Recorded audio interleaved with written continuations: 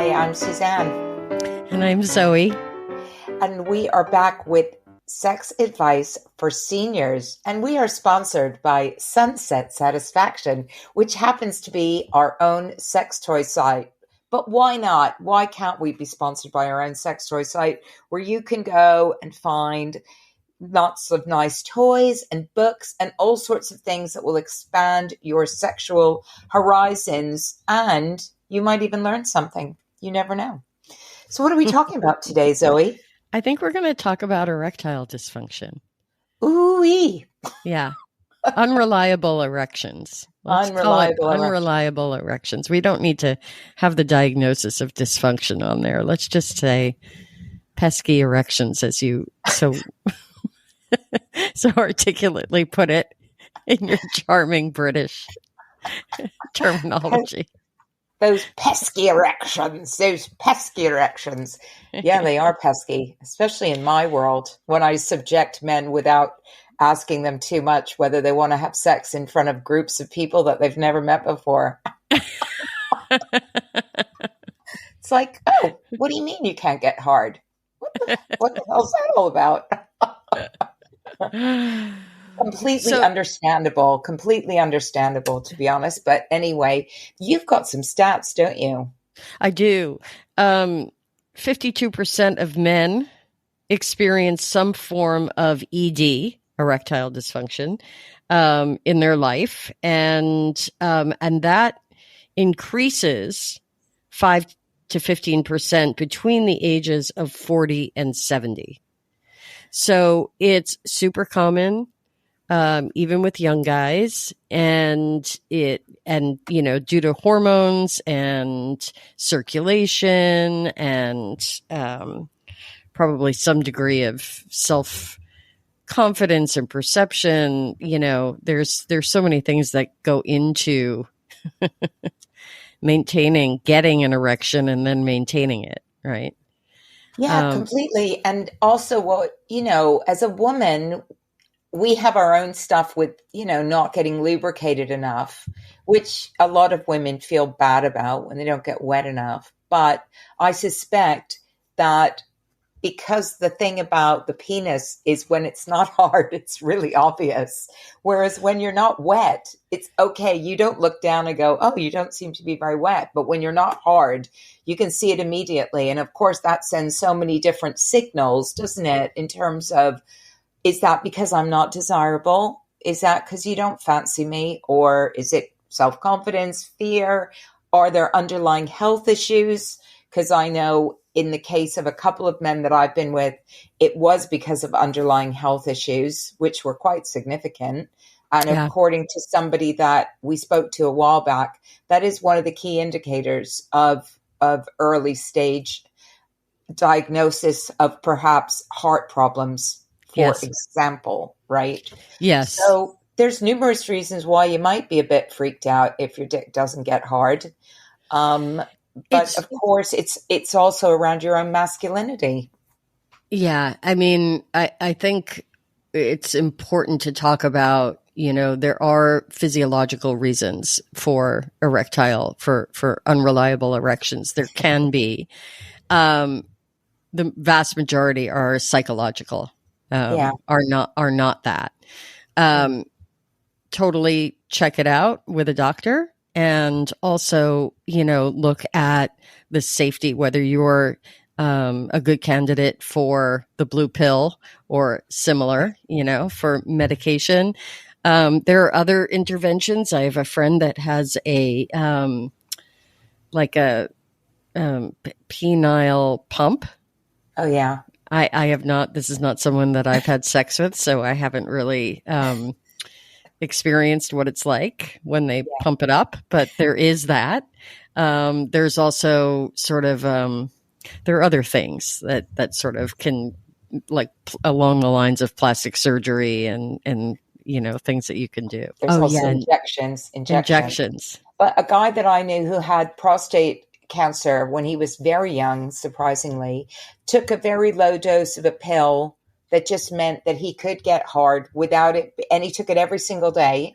And it just kind of, I guess it just increased the blood flow just generally and made sure that he was able to get an erection without having to stop, take the blue pill, it was just a part of his medication. So he's microdosing.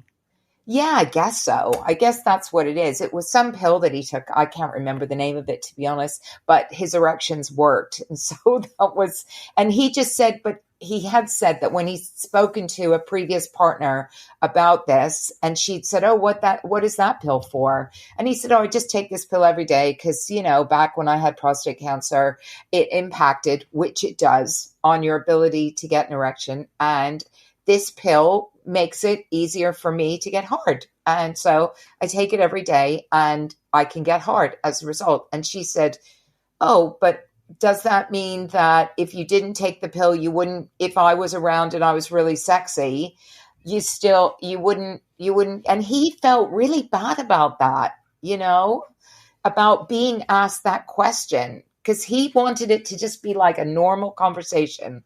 Like, I take this pill, this is what happens, this is how it works. But some women that I know, sadly, seem to think this is all about them. Well, yes. I mean, listen, we go through life in relationships thinking that everything is always about us. And it rarely is. No, exactly. And, we can say the same thing. How annoying is it when a partner that we're with, if we are not going to reach orgasm, then they take it personally, like it's their personal mark of. We need to stop with all of this on both sides, right? Completely. Having an erection is a lot of pressure on men, and for this reason, right? So that we don't feel like, they don't want us to feel like we're not, first of all, that they're not manly, that they're not virile, right? Yeah. What does that say about them? That they don't have a rock hard penis. Yeah. And then there's just, the sort of, the onus that when we don't get, what am I trying to say here? When we don't lubricate, you can use lube and still have intercourse. If a penis is not erect, you can't have intercourse. So that in and of itself is a pressure as well. Like this is all dependent on this poor little piece of the anatomy, and it's great when it works well, it's a no-brainer. But like, let's talk about what to do when it doesn't, when you're with a partner and they're not hard, or you're the person with the penis and you don't get hard. What do you do? Yeah. And I suspect that there is the additional challenge that many older men face around all of this, which is that they if they've grown up in a time where they didn't have much sex education and penetrative sex was pretty much the way they understood sex to be, then when they're getting older and they're not able to get as hard, which, as we know, happens when testosterone goes into decline and, you just don't, then it's even more challenging, I imagine, to think, what are the options? Because for many of them, that was what defined sex. And I mean, I'm saying that about older men, but I know plenty of people who just haven't had a lot of sex education, and it's just about getting it in there, frankly. Right. And not having to talk too much about it. So the interventions, so the interventions tend to be, something that can make me not have to acknowledge that this is happening. Right. Exactly. Yeah. In my world, when I imagine that there's a couple where where the sexual function is not typical, right? It's not optimal. There are so many ways to give each other pleasure. So many ways, right? And there are so many things that you can do other than stick a penis in a vagina. Yeah. Or in a butt, whatever. I don't mean to be heteronormative here. I mean, it can be, gay men have erectile issues too sometimes. Um, there are so many ways. So if you are a couple with one penis and one vagina, use a dildo. It doesn't have to be over.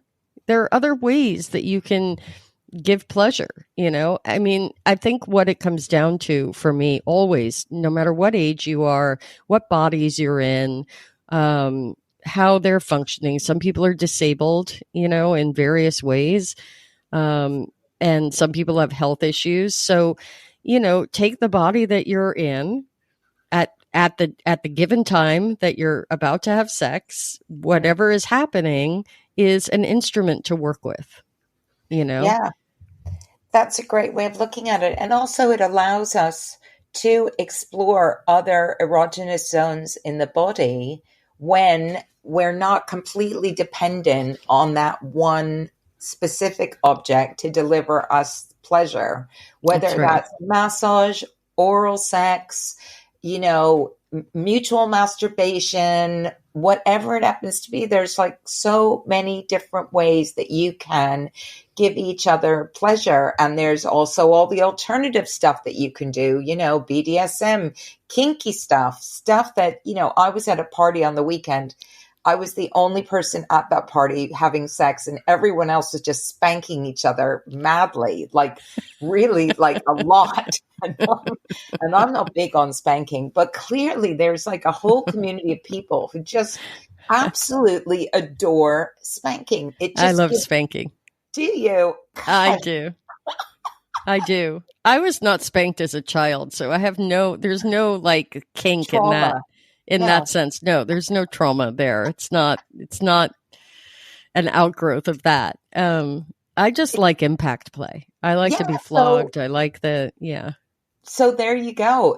There's people like you that love that stuff and they get off, and that has nothing to do with penetrative sex. And then there's people like me who like other things that are a bit more around genital stimulation. But I like all of, but the thing is I've at least tried all of it and gone, yep, quite like that. Nope, don't like that. So, I mean, some of the stuff around pesky erections gives you the freedom to go, hey, what else can we do?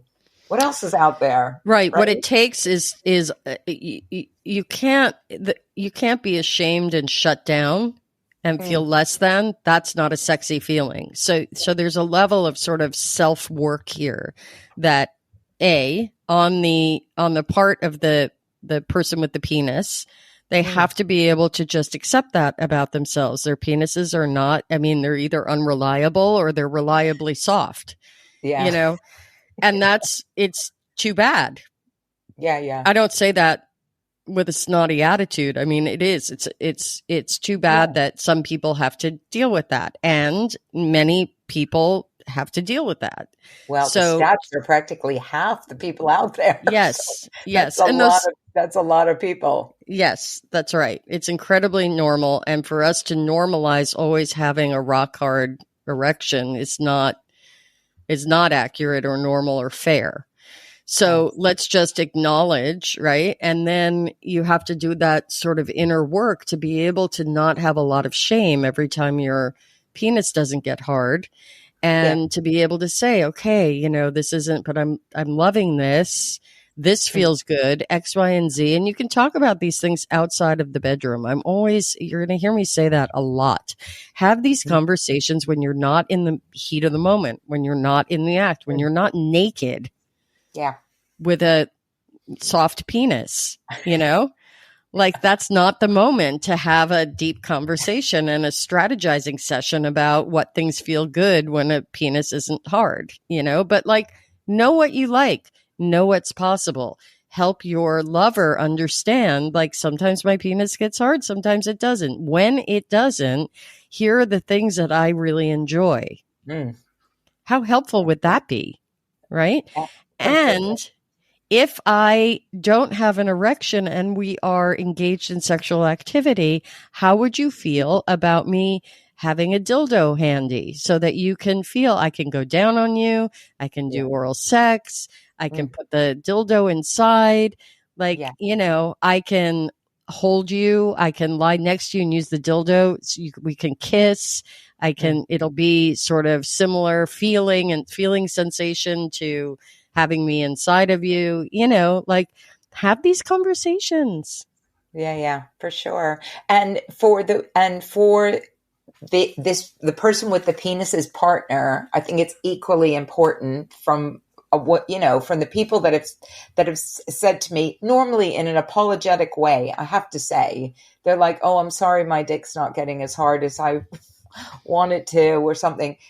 And I usually just say, no, that's fine. There's no rush here. Like, we're not, we're not on the clock. So, like, if that's an issue and it's a question of waiting, then we wait. If it's a question of taking the blue pill, we take the blue pill. If it's a question of not having a hard dick, then you don't have a hard dick. I mean, let's not make this a big thing. This is just a momentary thing that we just need to acknowledge so that we can move on from this thing. Yes. And the inner work on the person who doesn't have the unreliable erection is to not make that erection about them. Period. Exactly. It's not only is it not a big deal, but it doesn't mean they're not into you.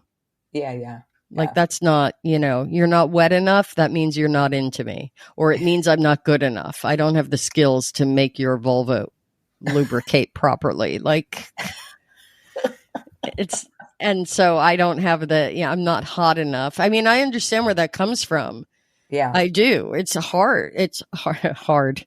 It's an unfortunate adjective in this conversation. It's challenging to feel insecure in your own body, and then, or your own skill level or whatever it is, to just feel insecure. And then the dude that you're having sex with loses their erection like that. I can understand. And let's relieve everybody of taking everything personally and just working with what is. Yeah. And speaking of what is, let's talk about like some of the things like the blue pill being something that, again, I think should just be normalized. It's not, I mean, there are obviously people taking blue pills who are very young and probably don't need to take blue pills. And that's a completely separate conversation. But equally, I've been with people where he took the blue pill, and it was because he wanted to make sure that he didn't have to worry about his erection. And he was an older guy, and we just went party time, because that's what it was. It was party time, and we made it really, he's like, I'm going to take the blue pill now. And I'm like, oh yeah. Yeah, right. No shame. No shame. And it was fun. I can tell you, like, it was fun. So, whereas I've had someone else who is completely the opposite. He did have some health issues. I said, why don't you go and get the blue pill? Because he was starting to get he was feeling self-conscious about it. He went and had the blue pill, and then he said, oh, it's not working. It doesn't work, blah, blah, blah. Well, that is true about the blue pill. Like, the blue pill it doesn't make things just automatically work. If your brain is still telling you this is not going to work, the blue pill doesn't work, right? So the blue pill only works in conjunction with your brain going, party time, then happy days, everything generally works, but if you're in fear, if there's some other anxiety hanging around behind all of this, then the blue pill doesn't work. And then, it just doesn't work. So it's not like an instant remedy. It's just, like your whole mental state has to be, I want to have sex with you. That's it. Yes. Yes. Right. And the things that get in the way of arriving at that mental state are past trauma, relational issues, self-confidence. There's a lot. Religious shame can creep its way in, even, Yeah. And a lot of these things can be unaddressed. Yeah. And a lot of, I'm going to try to, it's early here in Los Angeles, but I'm going to try to articulate this properly. a lot of issues like early sexual trauma, religious shame, self-perception, mental health issues, depression, many of those things can get unaddressed, can be unaddressed, and sort of hide underneath the ability to have sex, so that kind of intimacy is physical. And when you don't periods of your life where you have reliable erections, you can go ahead and have sex like that. But the minute that the erection becomes unreliable, there's a level of intimacy and a level of sort of shame that you end up having to face, that you maybe were able to hide from earlier on. So a lot of these things can come out. I have several clients where, men in their 50s who are starting to all of a sudden in their life, like, how did this happen? There's this sort of midlife crisis. There's the feeling of, what have I been doing all these years? What do I want for myself? I'm getting older. I don't, now I can't have erections all the time. It's like all of this stuff comes flooding in to be dealt with. So what I hear you saying is that oftentimes the unreliable erection can unmask some of the deeper issues that a person has to deal with, that they've been hiding or sublimating, because part of being a man is having a reliable erection. And if you're able to be sexually active and you're able to just get it up and feel like you're having good sex, then that creates a level of self-confidence. And when that disappears or becomes more challenging, that can then unmask some of the things that you were pushing down and avoiding, which you now have to deal with. And so it's like a double whammy, isn't it? It's like, oh, now not only do I have to face the fact that I don't have a reliable erection, but it possibly is something far deeper that's going to require a lot more work than just taking a blue pill. Yeah. And that's really what I think is probably going on with many, many people who don't have reliable erections. It's, and then there's the anxiety that grows from that. There's the pattern that you get locked in, when you start to. So then the anxiety about whether or not you're going to be able to perform. I'm using air quotes, perform, because sex is not performative. No. But there is that potential performance anxiety that is sort of like a loop mental loop that you get in, and it's self-defeating. Yeah. And alongside that, I think from speaking to younger people that I know, there are some problems going on now with much younger men around erectile dysfunction through just watching too much porn.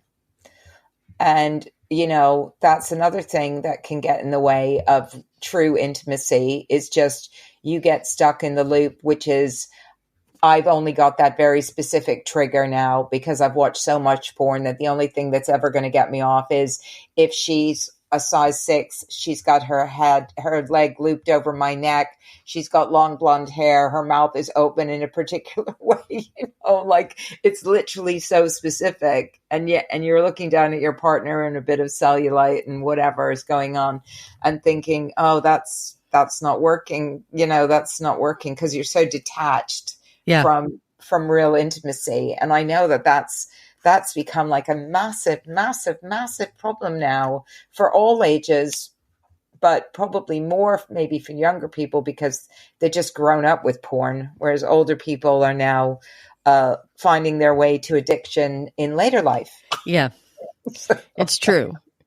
I mean, the porn industry it's a $3 billion industry. It's not, and it's designed to just create addiction, to need more and more and more and heightened, sort of excitement, and so that you'll buy more, basically.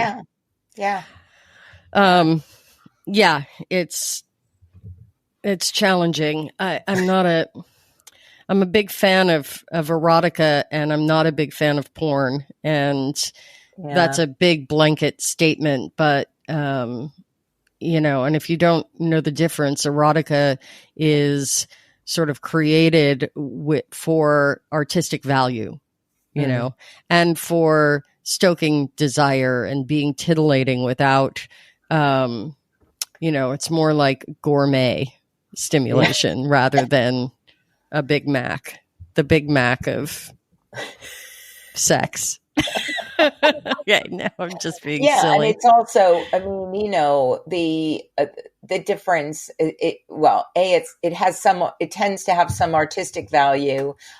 Typically, it doesn't degrade women, and that's the other thing. Typically, it doesn't, and I mean, it's totally different. But I think that too much of the porn stuff we've had people on TikTok that have definitely said that, they have no intimacy with their partner anymore, or their partner can't get it out because of porn. And it's a much harder, I think for me, that's a really difficult conversation, because often people are ashamed of watching porn, and they don't really want to be told that porn has led to them being, having unreliable erections. And so they might look for avoidance to just not have to deal with all of that. And I suppose that gets back to some of the deeper issues that people have that you don't want to confront, which is, what's this about for you, really? Yeah. Yeah. And I mean, there is, I work in the world of sexual reintegration after addiction in recovery.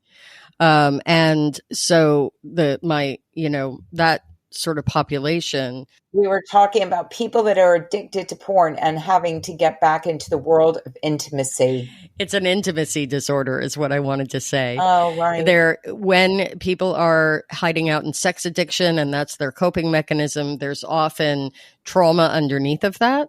Yeah. And sex addiction, there's sex addiction that is acting out with real people, and there's also a sex addiction that's really a porn addiction. Right. And both of those scenarios, the sex that they're having is not relational. Yeah. It's not a relational, it doesn't have anything to do with, it's just a purely like it's a dopamine hit. Yeah. And often the acting out is depersonalized, right? Yeah. So as you are looking at if you have a porn addiction, while you correct the behavior and wean off of either wean or go cold turkey into sobriety from porn, also growing and looking at and doing the work to look at vulnerability and intimacy and all of those things that don't really need to be addressed when you are acting out in your behaviors. I suppose the thing that strikes me about all of this with men and their pesky erections versus women and their non-lubricating vaginas is that with men, it feels like there's a lot behind this particular topic, and maybe there's a lot behind it for women as well. I suspect there is. We just haven't touched on it. But, a lot of stuff that goes on with women and not lubricating has to do just with the fact that we haven't got as many hormones going, like lack of estrogen, stuff like that, right? I mean, there's just stuff that just happens during the menopause. Like, we are not able to necessarily control that. That is a physiological thing. And getting wet is something that if you get excited, typically, then you get wet and stuff happens. But I suspect that there's a lot of stuff that goes, look, I know that there were periods in my marriage where I found it hard to get lubricated. So I know that that's not always true. Sometimes it is a psychological thing, right? Where you just no longer want to be intimate with that person. Yeah, 100%. And, the quality of your erections and the amount that you ejaculate and all kinds of things. There's so many variables that can be that are comparable to whether or not, your vulva is or vagina is lubricating. Yeah. And some of that is like the time for women or for people with vulvas. Yeah. Where you are in your cycle. Are you hydrated? Are you, then are you in a situation, are you having sex with someone that you feel comfortable telling them what you want? Like sometimes we don't lubricate because our partner's doing something that it doesn't necessarily isn't that exciting, but we're in a situation where we feel like it's awkward to really start to say, okay, I need you to move to the left and lighten up a little bit. And can you stop with the heavy breathing? Like sometimes it's not appropriate to really say all of that. It's just easier to reach for the lube or the coconut oil, And there's so much sort of physiological stuff that has to go on. I mean, it's a miracle that we have sex at all, really. So it's complicated. True. It is a miracle. Yeah, it is. It is. But we do, and we enjoy it. So that's good. And for those who, who are struggling, then the bottom line is, as always, talk about it. That's right. That's right. And that's us. Zoe's probably going to go back to sleep now or whatever. And I am not. And that is us from Sex Advice for Seniors and Sunset Satisfaction, our new brilliant sponsor. Please go seek us out and tell us what you think. Leave us a comment, share this with your friends, subscribe, do all that good stuff that we love. And we will see you soon. Goodbye. Cheerio.